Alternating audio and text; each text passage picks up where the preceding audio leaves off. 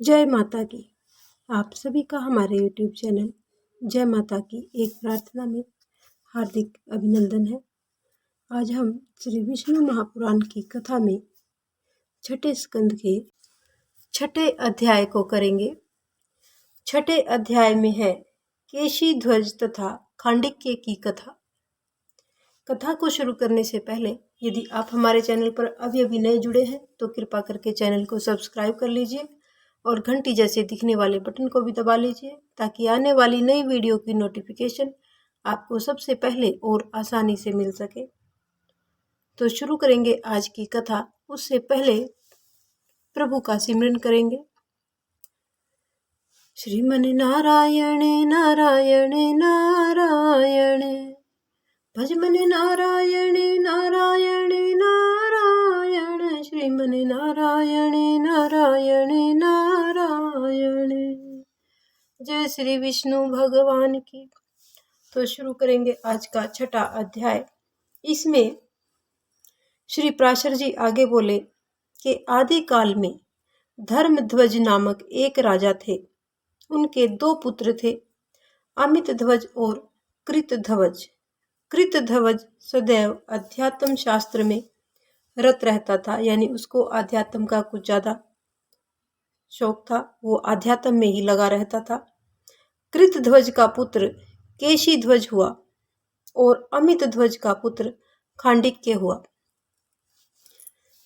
खांडिक्य कर्म मार्ग में अत्यंत ही निपुण था और केशी ध्वज अध्यात्म विद्या का प्रकांड ज्ञाता था। वे दोनों एक दूसरे को सदैव पराजित करने की चेष्टा में लगे रहते। दोनों ये सोचते रहते कि मैं इसको कब पराजित करूं, कब हराऊं। और इस तरह से अंत में केशी ध्वज ने राज्य पाने के पश्चात खांडिक्य को राज्यच्युत कर दिया। अतः राज्य भ्रष्ट होने पर खांडिक्य पुरोहित और मंत्रियों के सहित कुछ सामग्री लेकर दुर्गम वनों में चला गया। केशी ध्वज आध्यात्मा विद्या का प्रकंड ज्ञाता था, यानी वो आध्यात्मिक विद्या का बहुत बड़ा ज्ञाता था, उसको बहुत उसका ज्ञान था।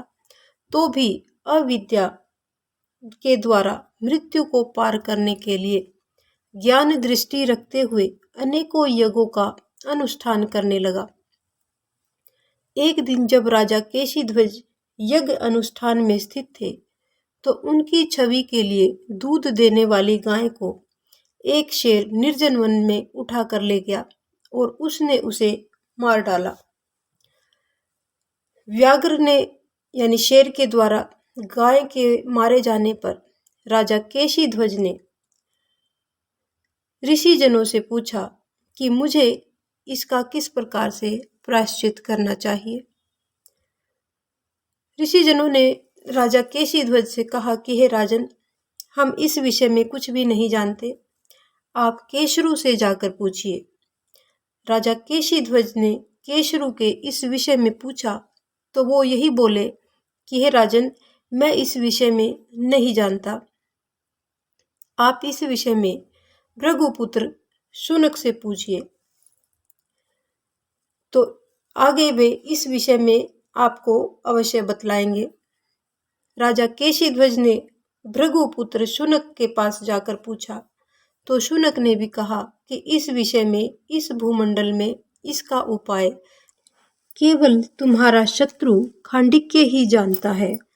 शुनक की बात को सुनकर राजा केशी ध्वज बोले कि हे मुनि श्रेष्ठ, मैं खांडिक्य से इसका उपाय पूछने के लिए अवश्य ही जाऊंगा। यदि उसने मेरा वध कर दिया तो भी मुझे इस महायज्ञ का फल तो प्राप्त हो ही जाएगा, और यदि उसने मेरे पूछने पर मुझे प्रायश्चित करने के विषय में बता दिया तो मेरा यह यज्ञ निर्विघ्न पूर्ण हो जाएगा।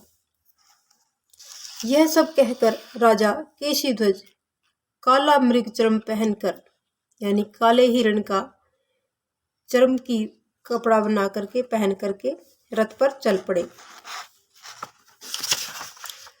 रथ पर बैठकर खांडिक्य के वन में वो जा पहुंचे। खांडिक्य ने अपने वन में अपने शत्रु को आता हुआ देखकर क्रोध से धनुष बाण उठा लिए और क्रोध में केशीध्वज से बोला कि हे धूर्त, तू मेरा राज्य छीनने वाला शत्रु है। तू आज यहाँ से वापस जीवित नहीं जा सकता। मैं अवश्य ही तुझे मारूंगा।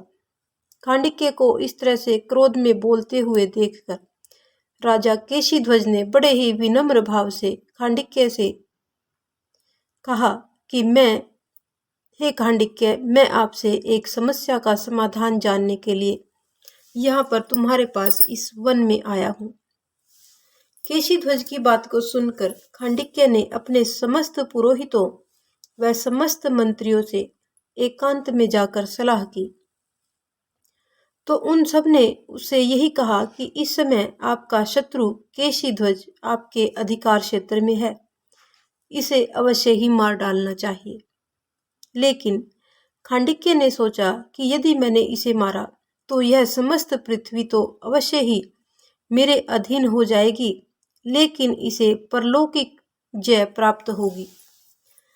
यदि मैं इसे नहीं मारूंगा तो मुझे पारलौकिक जय प्राप्त होगी और इसे संपूर्ण पृथ्वी, क्योंकि पारलौकिक जय तो अनंत काल के लिए होती है और पृथ्वी तो कुछ ही दिनों के लिए रहती है।